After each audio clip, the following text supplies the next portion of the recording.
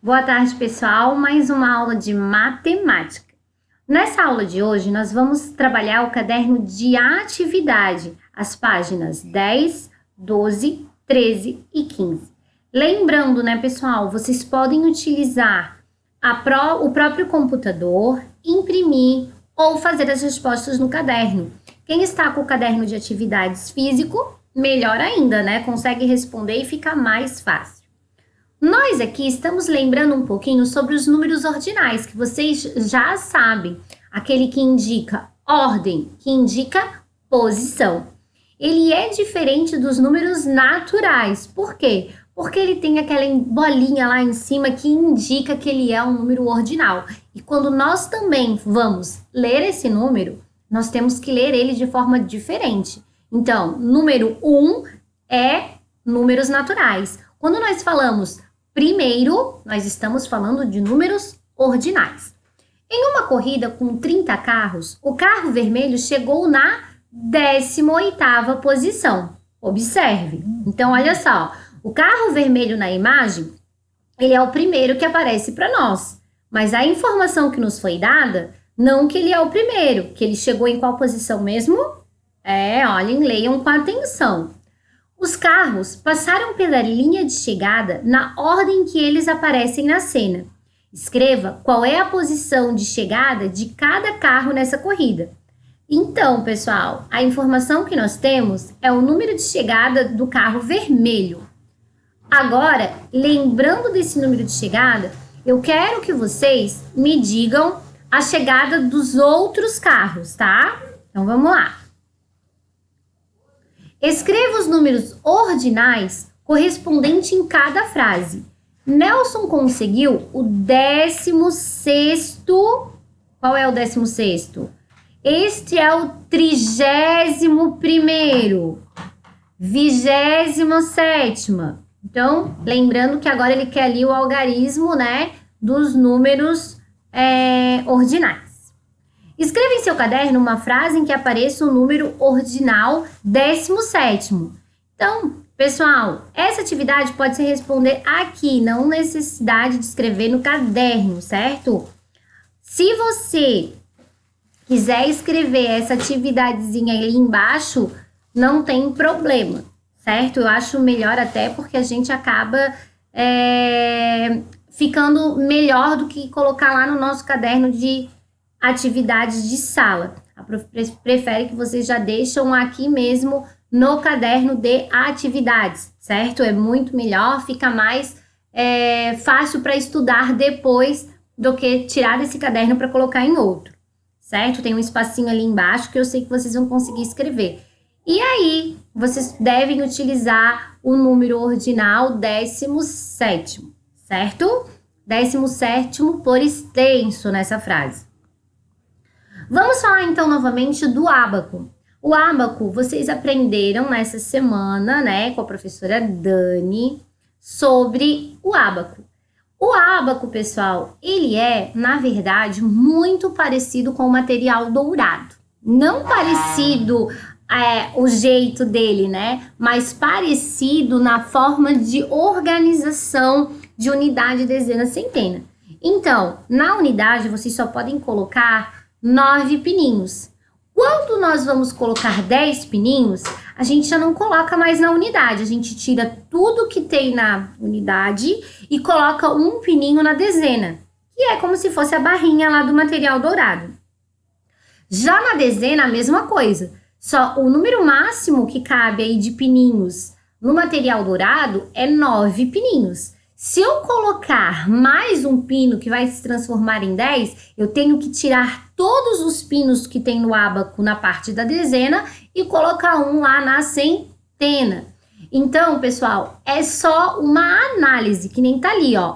Se tem 3 pininhos na centena, eu tenho 300.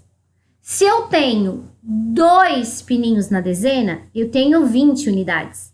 E se eu tenho ali 5 na unidade, ele representa só esses 5 mesmos. Então, só para relembrar, dezena é 10. Então, se eu tenho 2 pinos na dezena, eu tenho 20 unidades. Centena é 100. Então, se eu tenho 3 pinos, ele está valendo 300 unidades. E aí, pessoal, é muito fácil de observar esse número. É só vocês colocarem ali com o lápis abaixo, né, ó, embaixo do C ali da centena, 3 pininhos. Do lado, 2 dezenas. E depois, 5 unidades, que vocês já vão se transformar ali o número 325. Ele é bem fácil de compreender. Quem ainda tem dúvidas, só falar para a professora. Faça como no exemplo anterior e escreva uma adição para indicar o número representado em cada ábaco. Então, ó, lembrem aí da dica que a professora acabou de dar para vocês. Se tem 3 pininhos na centena, não tem nada na dezena. Pessoal, qual é o algarismo que representa que não tem nada?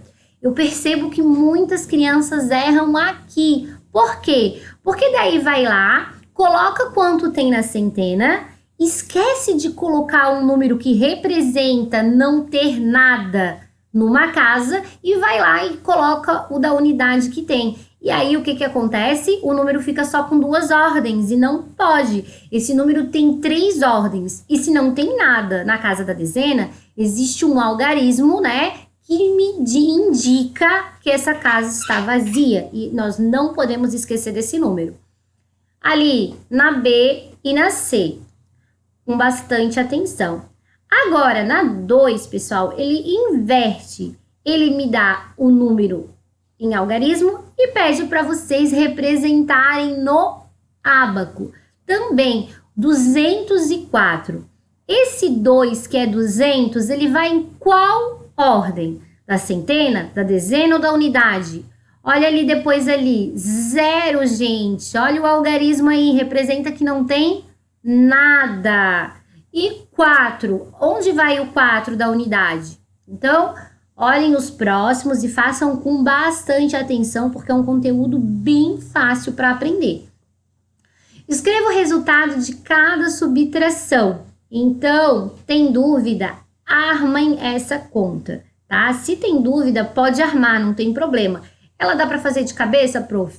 Dá. Se vocês prestarem atenção, vocês conseguem tirar cada ordem, porque ali ele não tem número que vai ter que pedir emprestado, não. Ele não vai reagrupar. Vocês conseguem tirar o que está sendo pedido conforme a ordem. Por exemplo, 138 menos 8. O 8 ele está em que ordem? Ele está na ordem na primeira ordem, que é a unidade. Então, vocês podem tirar daquele número ali, o anterior, somente o que está na ordem da unidade, manter o restante. Só não esqueçam, eu tiro o número, mas eu preciso acrescentar que essa ordem ficou zerada, que não tem nada. Quantos doces faltam? Vera está montando caixas com os doces que prepara. Observe a quantidade de doces que cada caixa deve ter. Então, ela precisa, o primeiro doce, que acho que é um brigadeiro, 25 unidades. O segundo doce, que eu não sei o que é, 30 unidades. E depois ali o cajuzinho, 35 unidades. Use a reta numérica para calcular quantos doces ainda faltam ser colocados em cada caixa. Depois, complete as subtrações. Na caixa dos brigadeiros, já foram colocados de 16 unidades.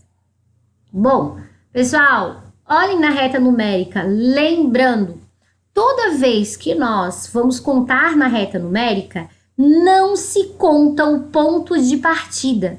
Só vai começar a contar quando nós passamos para o outro ponto. Então, ali no caso o ponto de partida é 16, concordam comigo? Eu só vou começar a contar ali para saber quantos faltam quando for para o 17, né? Então, 1. Depois, for para o 18, 2. É assim que se conta. O ponto de partida não se considera, certo? Neste caso aqui da reta numérica. E aí, vocês vão preencher a atividade ali embaixo. Aí, depois fala ali, ó, uma cocada, viram? Na caixa de cocada, né? 18 unidades já tem. E agora, quantos faltam para chegar? E depois ali na de cajuzinho, não esqueçam, eu não considero o ponto de partida. Aqui abaixo, quantos reais faltam? Essa vocês podem fazer também de cabeça, considerando cada ordem. Se eu tenho 2 notas de 100, eu só tenho na casa da centena, certo, gente? Mas eles querem para saber quanto que falta para chegar a 385. Se é só centena, trabalhem e mexam só na centena. Depois ali, 502. Eu tenho ali notas de 50.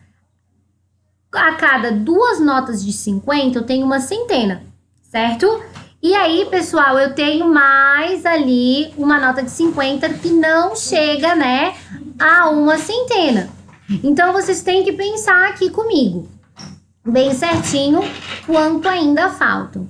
Só que lembrem, né, olha ali, ele tem centena, não tem nada na dezena, que tem que permanecer dizendo que não tem, e tem alguma coisa na unidade, não esqueçam ali na hora de colocar.